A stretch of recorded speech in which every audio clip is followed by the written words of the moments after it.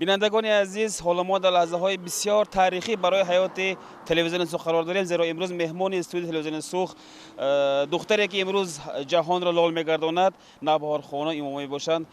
Навбаҳор xonum, suxtamanga birinchi marta xush kelibsiz deymiz. Mana bugun bu suxta bir sensatsiya desak ham mubolag'a bo'lmaydi, chunki dunyoni lol qoldirayotgan Навбаҳор Имомова bugun suxning mehmoni. Taassurotlar qanday edi? Katta rahmat, juda ham maqtab yubordingiz. Aslida endi jurnalist xalqi doimo odamlar orasida bo'lishi kerak, chunki bizni jurnalist qiladigan ham odamlar, bizga nisbatan ishonchni mustahkamlaydigan ham odamlar, bizga nisbatan ishonchni o'ldiradiganlar ham odamlar.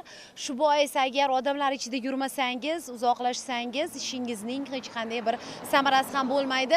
Endi men asosan Washingtondan turib ishlayman, Amerika siyosiy poytaxtidan, va uzoq yillar davomida O'zbekistonni juda deylik okeanlar ortidan yoritib keldim va mana o'tgan yili O'zbekiston men uchun Amerika ovozi muxbiri uchun ochildi va shundan beri kelib endi bu yerdagi o'sha katta manzarani tahlil qilib yuribman. Mamlakat qanchalik o'zgardi, o'zgarmadi, xususan qo'shni davlatlar bilan aloqalar hozir qanday, chegaradagi vaziyat qanday, chunki O'zbekiston tashqi siyosati juda ham muhim. Biz global ommaviy axborot vositasimiz va O'zbekistondagi deylik O'zbekiston chegarasidagi chegara osha aloqalar va So'x kabi O'zbekiston tashqarisidagi O'zbekiston bugun qanday hayot kechirmoqda, buni bilish juda ham muhim, chunki bu mamlakat qanchalik o'zgarayotganidan dalolat beradi. Shu bois mana orzum edi So'xga keldim. Mana bugun kuni bilan juda ham ko'p odamlar bilan gaplashdim, maza qildim, ochig'i samimiy, juda ham mamnuniyat bilan, o'ziga xos ishonch bilan gapirishyapti bu yerda aholi vakillari. Albatta hayot bu yerda oson emas, bu aniq. Siz tashqi dunyodan juda ko'p jihatdan uzilib qolgansiz, bu ham aniq, bu fakt. Endi So'xga agar faqat Qirg'iziston va O'zbekiston fuqarolari kirib chiqa olishiga, mana shu faktni hisobga oladigan bo'lsak, imkoniyatlari cheklangan bir hudud bu. Va buni O'zbekiston hukumatı biladi, xalqaro hamjamiyat ham qaysidir jihatdan biladi. Lekin albatta o'sha xalqaro jamiyatning diqqat markazidagi masala emas. Lekin bu avvalo O'zbekiston hukumati uchun dolzarb masala va menga o'tgan yil tashqi ishlar vazirining o'rinbosari Ilhom Ne'matov aytgan ediki, biz chegara bilan bog'liq muammolarni birma-bir muhokama qilyapmiz qo'shni davlatlar bilan va xususan Qirg'iziston bilan, va albatta har bir masalaga yechim topish uchun vaqt ketadi, lekin biz qizg'in, faol harakatdamiz degan edi. Shu bois mana oradan shuncha vaqt o'tganidan keyin men o'z burchim deb bildim bu yerlarga kelishni va mana kuzatib yurib ko'ryapmanki, So'xga yo'llar ochilishi kerak. Faqatgina bir yo'lning o'zi yetmaydi. 70 ming aholi uchun faqatgina bir yo'ldan kirib chiqish bu hududga juda ham og'ir, uning iqtisodiy imkoniyatlarini cheklaydi, uning ruhiyatiga ta'sir qiladi albatta.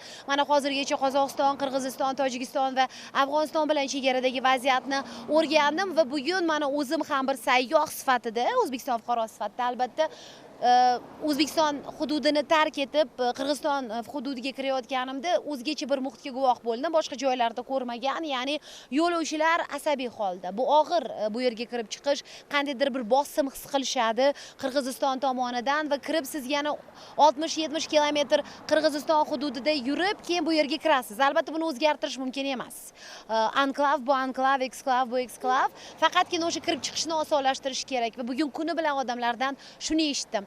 Boshqa jihatdan odamlar hayotidan xursandlik tuyuldi menga. Endi siz menga qaraganda haqiqatdan yaxshiroq bilasiz. Tirikchilik, albatta har ikkinchi xonadonda kimdir chet elda ishlaydi, daromad manbai qayerdandir va bu yerdagi odamlarning hayotini osonlashtiryapti. Har yerda bunyodkorlik ishlari, yo'llar qayta qurilyapti, ta'minlanyapti, uylar qurilyapti.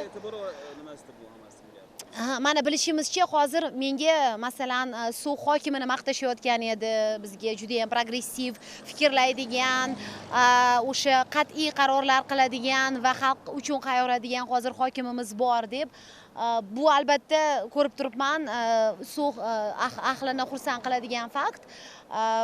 Bilasizmi, qayerga bormay men odamlardan tirikchilik qanday deb so'rayman. Topayotgan pulingiz mana shu hududda hayotingizni qoplaydimi? Qay darajada qoplaydi? Pensiya qancha? O'qituvchilar qancha oylik olyapti? Bozorda narx-navo qanday? Bu yerdagi muammolar umum O'zbekistondagi muammolarga juda ham o'xshash. Lekin bu anklav bo'lgani uchun ham ko'plab muammolar juda ham o'ziga xos va muammolar ko'lami chuqurroq bu yerda, chunki siz asosiy hududdan baribir uzilib qolgansiz va ishonchim komil, O'zbekistonning boshqa qismlarida yashaydiganlar suv haqida juda oz biladi. Mayli xalqaro hamjamiyatni qo'ya turaylik, lekin O'zbekiston hududida o'zbekistonliklarning o'zi suv haqida juda ham kam biladi. Bu yerda albatta turizm potensiali juda ham kuchli va turizm imkoniyatlari katta. Ichki turizmni rivojlantirish haqida o'ylar ekan O'zbekiston albatta suvni ham hisobga olishi kerak. Lekin buning uchun hozir aytganimizdek kirib chiqish osonlashishi kerak.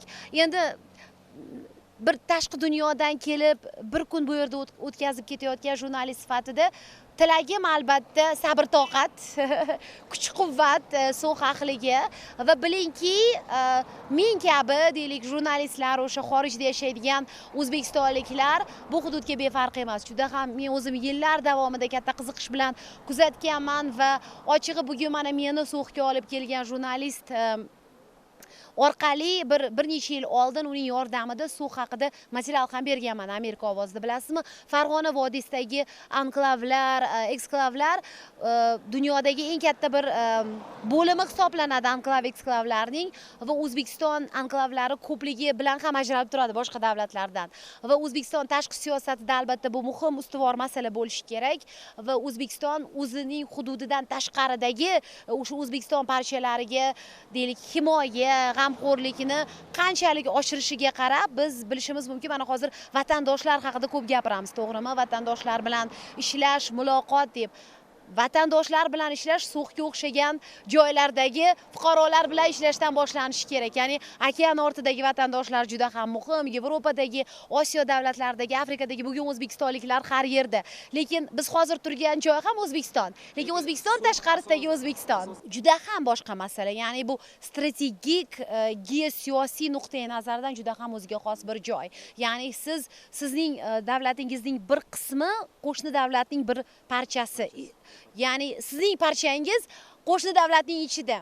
Endi bu yerda bilasizmi, muammo jismoniy joylashganida ham emas, muammo siz qanchalik o'sha hudud bilan bog'liq tura olishingizda, aloqa qila olishingizda va u yerdagi fuqarolarni ham asosiy hududdagi fuqarolarni himoya qilgandek himoya qila olishingizda. Hozir O'zbekistonda fuqaro va hukumat orasida yangi bir muloqot boshlangan davr. Ishonch shakllanishi kerak. O'sha hukumatga nisbatan qo'rquv darajasi pasayishi kerak. Lekin So'x kabi joylarda siz yana ham qattiqroq harakat qilishingiz kerak, chunki azaldan aholi sizdan uzilib qolgan. Boya aytganimdek, O'zbekistonning ichkarisidagi muammolar ko'lami bu yerda chuqurroq seziladi. Shu bilan birga men mana sezyapman, so'xliklarda o'ziga xos g'ayrat, kuch, bilasizmi, ijobiylik bor, optimizm bor, ijobiy energiya bor. Bu nimadan dalolat? Chunki endi mana bir kun yurib, o'zim bilganimcha bir xulosa qilyapman, albatta xato qilayotgan bo'lishi mumkin. Hayot uchun kurash, o'zlik uchun kurash o'shda So'xda menimcha juda erta boshlanadi. Chunki siz tug'ilganingizdan o'zingiz ham yaxshi bilasiz, men kimman, bu yer qayer, vatan men uchun nima, hududiy yaxlitlik nima men uchun? Bu savollarga siz javobni juda erta eshitasiz.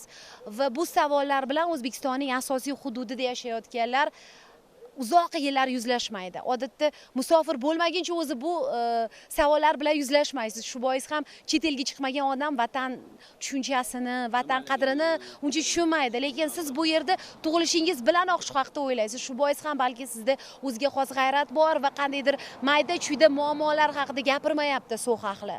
So'x ahli o'sha konkret muammolar, ya'ni bizning o'sha vatanimiz bu yer, biz qayerdandir kelib qolmadik. Biz azaldan bu yerda yashaymiz va mana shu vatanimizga kirib chiqish oson bo'lishi kerak va biz dunyo bilan yaqindan bog'lanishni xohlaymiz. Biz dunyodan uzilib qolishni xohlamaymiz deyishyapti va bunday deyishga So'x ahlining haqqi bor.